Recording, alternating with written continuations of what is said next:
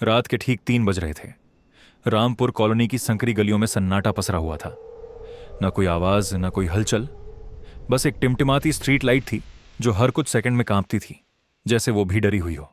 और तभी टन टन टन, वही आवाज, वही पुरानी लोहे की घंटी। अर्जुन वर्मा की नींद उछट गई। 3 बजे?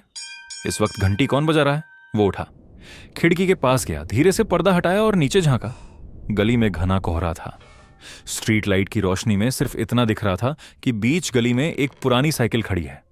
बस साइकिल, कोई नहीं था उस पर घंटी बज रही थी।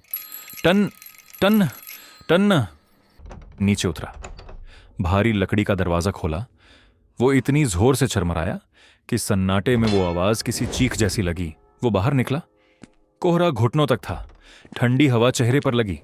गली में सिर्फ उसके अपने कदमों की आवाज थी और वो घंटी। वो धीरे धीरे साइकिल के, और तभी उसकी नजर साइकिल के पीछे के कैरियर पर पड़ी। वहां एक बुर्फ का गोला रखा था, लाल रंग का, ताजा बना हुआ। बुर्फ अभी भी पिघल रही थी।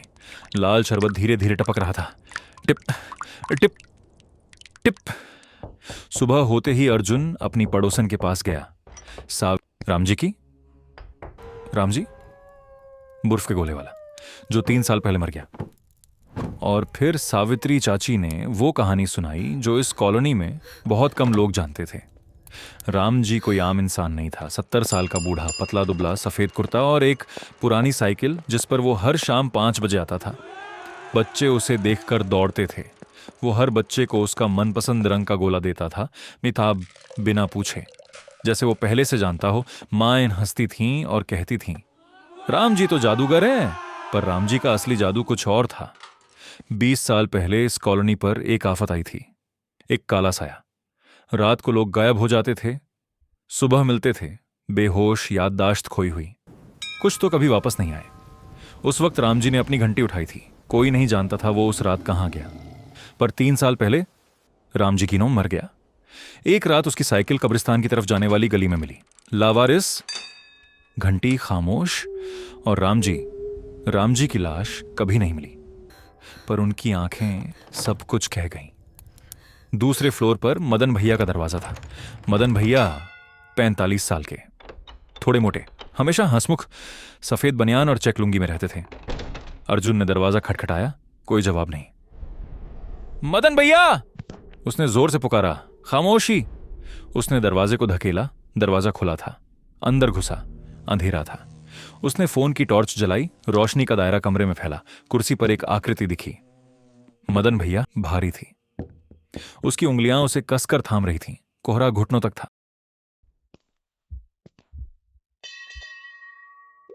घड़ी में 3 बजे। टन। साया प्रकट हुआ। पहले धुआं, काला, घना, फिर आंखें गहरी लाल, दहकती हुई। और फिर अर्जुन ने पूरी ताकत से घंटी बजाई। बोंग बोंग बोंग। हर बार पहले से तेज, हर बार पहले से ज्यादा रोशन। घंटी से सुनहरी सफेद रोशनी की लहरें उठी, चारों तरफ फैलती हुई। कोहरा छूट गया। गली रोशन हो गई। साया चीखा। वो आवाज इंसानी नहीं थी। वो गली की दीवारों से टकराई, आसमान में गई और धीरे धीरे, बहुत धीरे धीरे साया पिघलने लगा।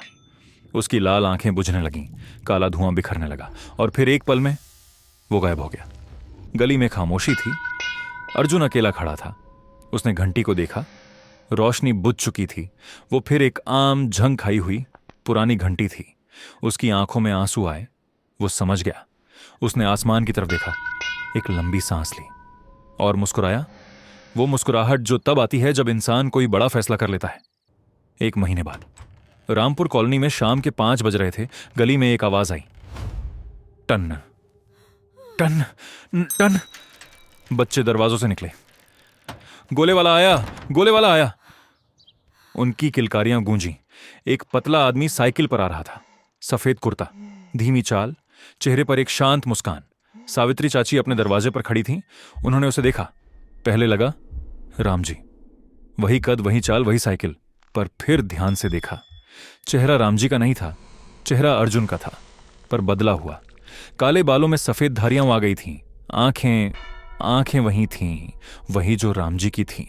शांत, खाली।